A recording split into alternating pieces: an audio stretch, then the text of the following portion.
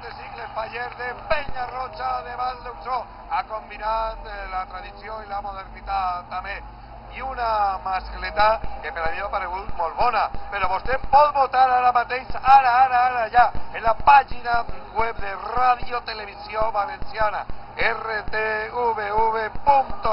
A partir d'avui, tots els dies, vostè pot donar la seva opinió, la seva valoració de la mascleta. Ahí està Pepe Nebot, que manté la tradició que va iniciar ja fa molts anys, sa mare, Vicentica, la Coetera, que és tota una institució en el món de la pirotècnia.